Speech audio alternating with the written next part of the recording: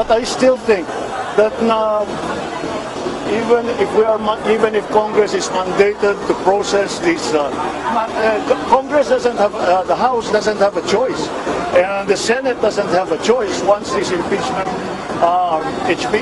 complaints are filed. But I don't think that now is the time to go through that. Mga kabayan, muling nanindigan si Pangulong Bongbong Marcos Jr. na hindi niya papayagan na umusad pa ang mga reklamong isinampa ng ilang grupo para ma-impeach itong si BP Sara Duterte. Kung matatandaan, nauna nang sinabi ni PBBM na hindi siya sang-ayon sa mga nagsusulong na impeachment laban dito kay BP Sara dahil hindi ito makatutulong sa bansa at sa bawat pamumuhay ng isang Pilipino. Sa halip ay magdudulot lang ito ng kaguluhan at pagkakawatak-watak ng dalawang kampo.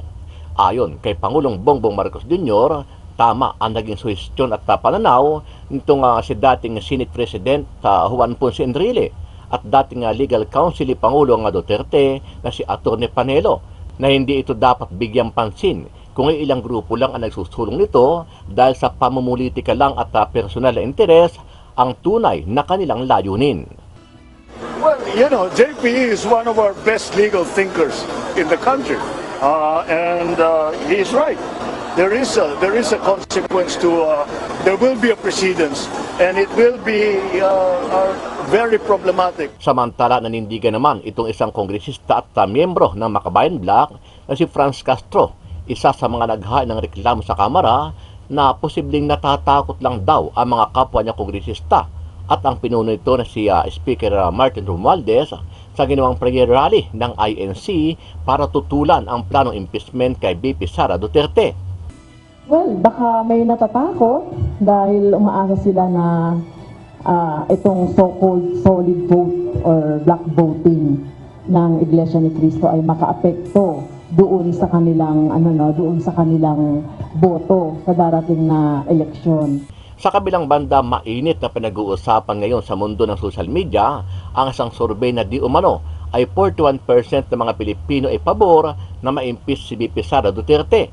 Ayon sa isang impormasyon, hindi ito legit o isa itong fake news dahil lumalabas na binayaran lang ng ilang mga kongresista ang naturang nagsagawa ng survey at pinapalabas na maraming mga Pilipino ang gustong ma-impeach itong si BP Sara. Ang survey na ito ay para pumabor ang pamunuan ng Kamara at Senado na ituloy at bigyan nila ng pansin ang planong pagpapatalsik sa pwesto dito kay BP Sara Duterte.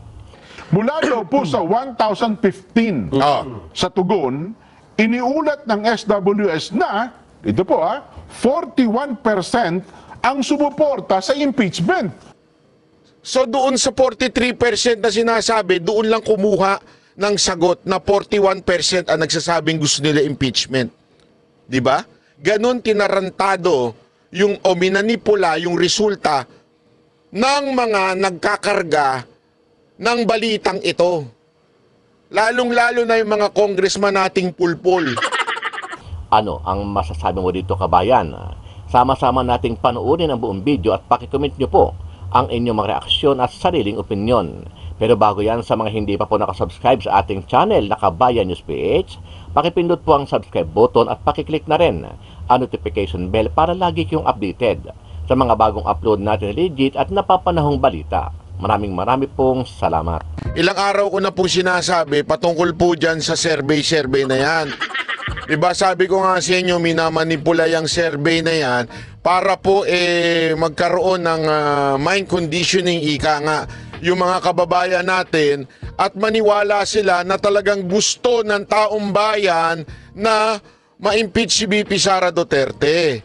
Ngunit datapot subalit, nakita naman po natin sa nangyari sa prayer rally ng INC, ang tinig at lakas ng boses ng mga Pilipino na sinasabing ayaw nilang matanggal sa posisyon si BP Sara Duterte, ayaw nilang ma-impeach at dapat pagtuunan ng pansin ang mga mas mahalaga pang mga issue sa lipunan. Binuking ho ni Roberto Tiglao o si Bobby Tiglao, binuking niya po itong survey na ito at ipinaliwanag po nitong dalawang idol ko sa Net25. Idol ko itong dalawang to Kasi pag nagpaliwanag ito, napakaganda rin nga naman eh. Panoorin natin ito ha. Napakalupit ho ng kanilang paliwanag. Oh, pasok, sir. O yun, oh. Na nalathala sa pamamagitan po ni Ginoong Bubi Tiglao na sa isang malapad na pahayagan sa araw na ito. Ang kanyang panimula, alam mo kung bakit nakatawag ng pansin sa akin ito, nung nakita ko? Ano ba kanyang panimula? Sabi niya, maling-mali ang Social Weather Station o SWS report na inilabas po ng Philippine News Agency kung saan. Sino naglabas? Philippine News Agency. Saan po yun? Under po yun ng Office of the President. Ganun lang asimble ho yun. Tapos ano pa sinabi dito? Maling-mali. Sablay na sablay ika. As in sablay ho. Nakasaad na 41% ng mga Pilipino ang sumusuporta sa impeachment complaint laban kay Vice Presidente Sara Duterte. Sinadya at malisyoso itong ginawa. Fake news kumbaga. Nako, malisyoso. Ibig sabihin may dahilan talaga kung bakit inilabas ito. Pag sinabi mo malicious, ibig sabihin meron po itong gustong ipalabas o ipaalam sa tao na medyo mali pero ginawang malicious, kaya nga fake news ho ito. Ito dapat ang pinatatawag sa kamera. Diba? Kung sino man yung gumawa ng survey na to. Kaya lang, dahil tuta ni speaker yung mga nasa kamera, imposible yung ipatawag ho ito. Kapag ka para sa nabasa mo kanya, ito, hindi totoo. mukhang maling-mali talaga. Anong batayan niya? Oh, sige nga, anong batayan, sir? Meron po siyang binanggit dito, ang tunay na balitaan niya, Nelson, gamit po ang detalye at datos po ng SWS, mamaya ipakikita din natin, ay hindi nga alam ng 55% ng mga SWS respondents ang tungkol sa impeachment complaint. Ayun! Kita nyo na, sinabi ko na ito kagahapon eh, di ba? Sabi ko kagahapon, malamang sa malamang, tricky yung question. Patungkulo dito sa impeachment ni VP Sara Duterte. Ako nga, sabi ko nga, baka ang tanong ay, payag ka ba na dumaan sa due process si VP Sara Duterte sa pamamagitan ng impeachment? Baka ganun eh, di ba? O baka sabihin baka ang tanong okay ka ba na magkaroon ng due process si VP Sara Duterte? O siyempre, checkan nila yun. Sabi nila, siyempre dapat lang, may due process.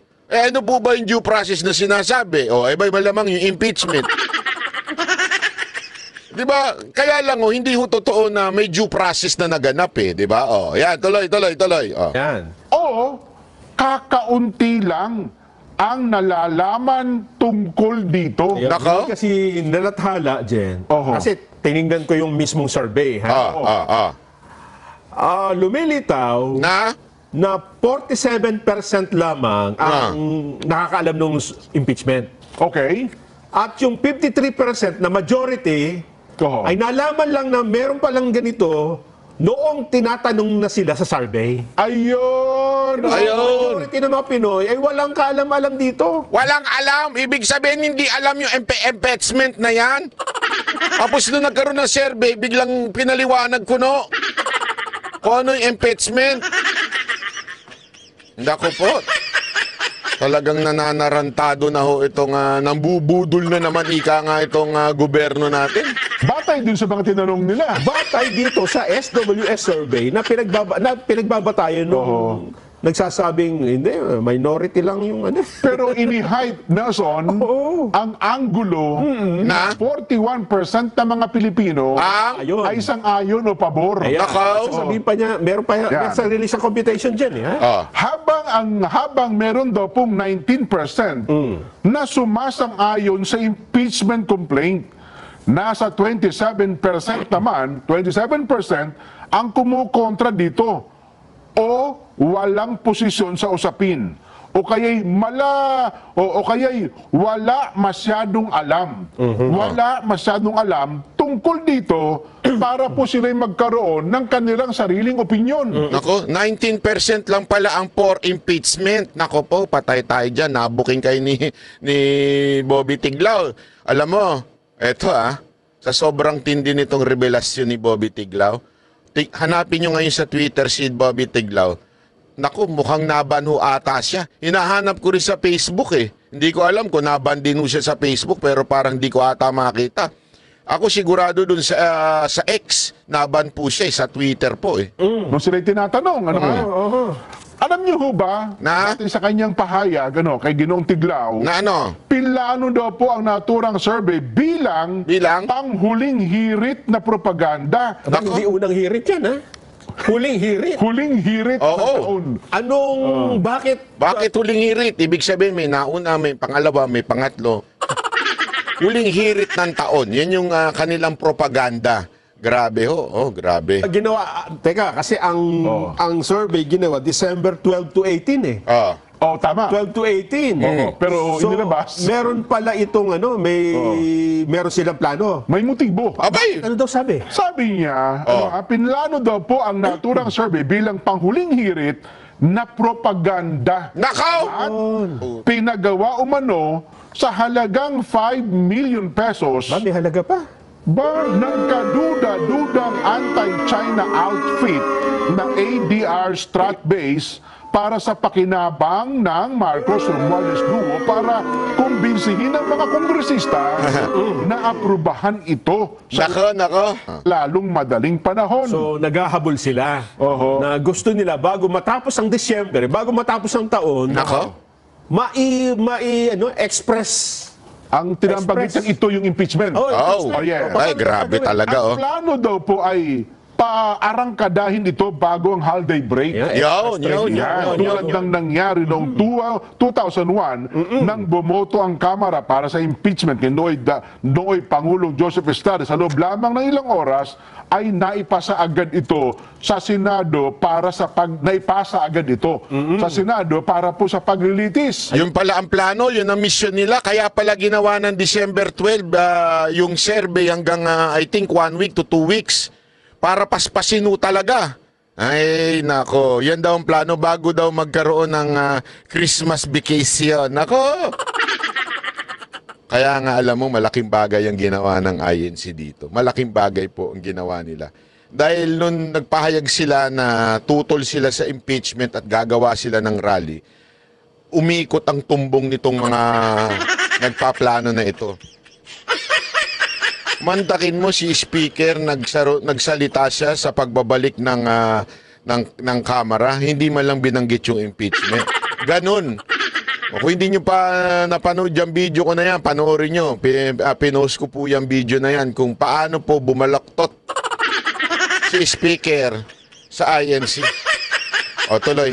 Yun. Nako, magsisilbi dapat ang survey. Survey. Nako. Motive. Yes. Magsisilbi dapat ang survey bilang basihan para madaliin ang pagpapa-impeach kay BP Sara bago matapos ang taon. Ayaw! Bakit kailangan na bago matapos ang taon dyan ay naipasak na nila yan? Bakit ba kailangan? Sige nga. Ano bang sabi niya? Anong explanation? Pagkatapos nga niyang mailabas ang ulat, agad na nagsalita ang mga kongresistang kabilang po sa Quadcom. Yan.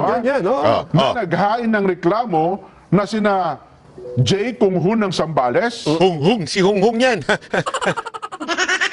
At Paulo Ortega ng La Union. Si Ortega na naman. Lagi na lang yan na sinasalamin ng survey ang galit ng publiko. Nako, sila pala ang parang nagsasabi o nag-speaker parang bagang nagiging taga-sigaw na gusto ng publiko yan eh. Gusto nila yon na ma-impeach si BP Sara Duterte, sila pala ang naging boses. Ang tanong, meron kaya silang kinalaman sa survey na to? Gago! Hindi, tanungin natin sila. Si Ginoong Kongresistang Ortega at saka si Hunghung. Di ba si Hunghung yung ewan ko pangalan ng Hunghung. Basta, Ito yung jowa ni ano eh, di ba? Tama ba? Ayoko kung magsalita. Baka may magkamali ako kasi marami silang mga may jowa-jowa dyan. Di ko alam, baka magkamali ako. Tungkol sa sinasabing maling paggamit ng confidential funds at iba pang mga issue. Nako! Yan. Okay. Hindi anya. Ay, wait. Chotomate. Na-meet ko. Ay, sorry naman. Talay. Alingan sa SWS report na ito, gamit ang sarili nitong datos. Nako. Ito na. Ito na. Kinalize po ni Ginoong, ang sinishare po namin sa inyo, inulit ko po Hindi po, Intro pa lang yun, mga kababayan. Malupit na kagad. Ito talagang datos ang ipapakita nitong dalawang host ng Net25 sa pamamagitan ng isinulat ni Bobby Tiglao. Naku po, patay tayo dyan. sa amin ito nanggaling, kundi sa artikulo na Ni nilathala Bubi. ngayon ni Ginoong Bubi Tiglao. Tiglao. Naku po, patay tayo dyan. Maging sa online yata, meron din dito. No? Kaya kung sasagutin niyo siya, si Bobby Tiglao ang sagutin ninyo. Yan. Hindi kami. Opo. Tama, kurak. Ng SWS. Ayan. Yan. 2,160 na Pilipino. Respondents. Yes, ang kanilang respondents. Sandali. Tungkol sa kanilang mga pananaw sa impeachment. Okay.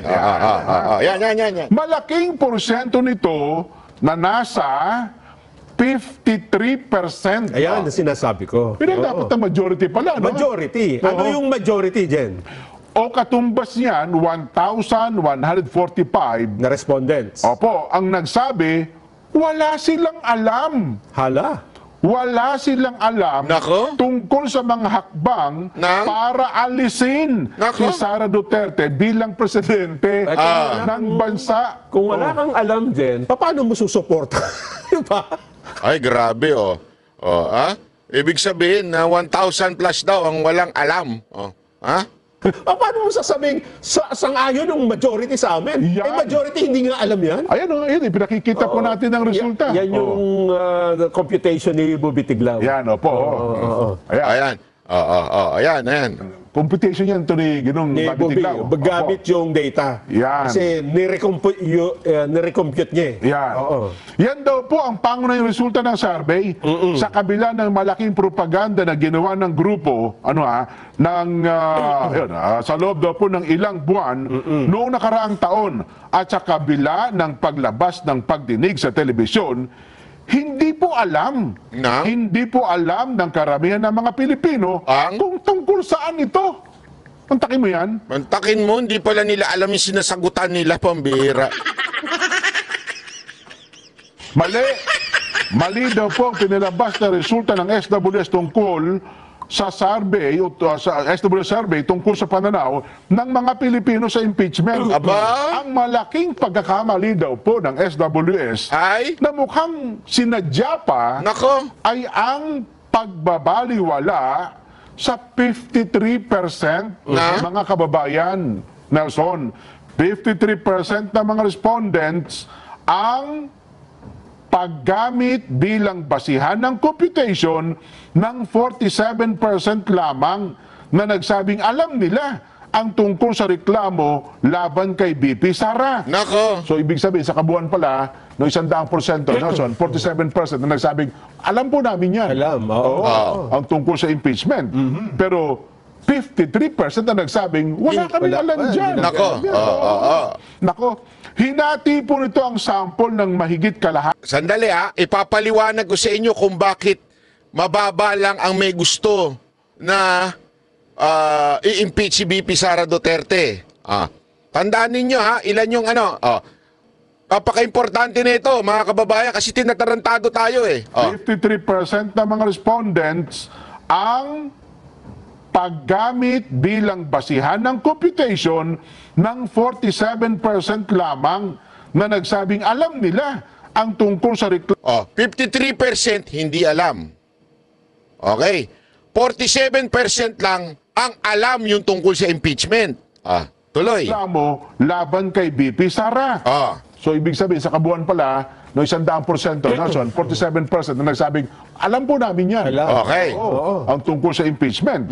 Pero 53% na nagsabing, wala kaming alam Hindi dyan. namin alam Nako. yan. Oo. Nako, hinati po nito ang sample ng mahigit kalahati sa antas na kung saan nawalan daw po ng saysay ang survey ng 1,015 na tao. Yung 1,015, yun ang sabi, hindi natin alam yan eh. Hindi Yun na namin nga. alam yan. Oo. Na dahil sa lumabas ng margin of error. 1,145 pala. Ang 1,145 doon sa 2,000 na sinasabing hindi nila alam yung impeachment. may alam. 1,015 lang ang may alam. Yun, opo.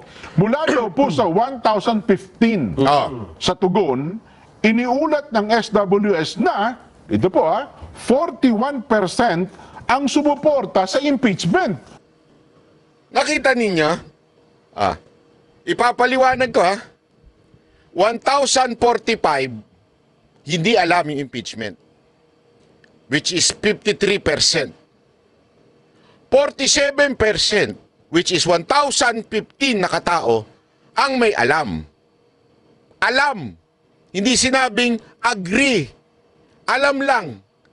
Mula dun sa 1,015 o mula dun sa 43%, doon nakuha nila yung nagsabing 40% o 41% na gusto nila yung survey. Ay, gusto nila impeachment. Nakikita ninyo? So sa madaling salita, quarter lang yun. Almost a quarter. Kasi nga, hinati na nahati na.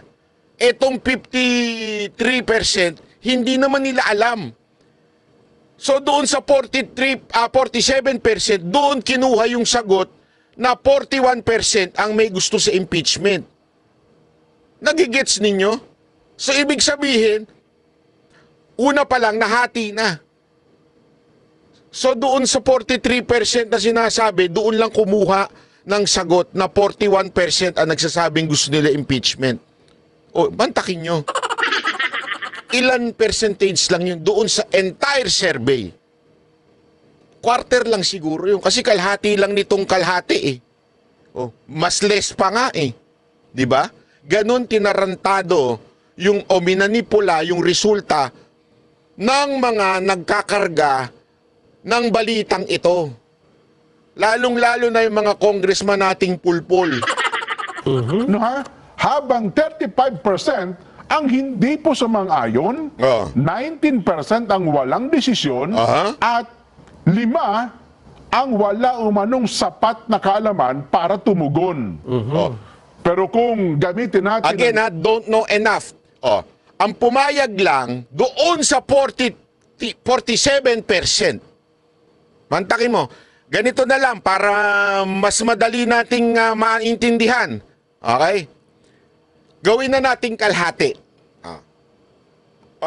Partida, kalahati. Pero ang totoo, 47%. Doon sa kalahating nakakaalam tungkol sa impeachment ni VP Sara Duterte, ito ang resulta. 41% lang ang umagri. The rest, walang alam, ayaw, at undecided.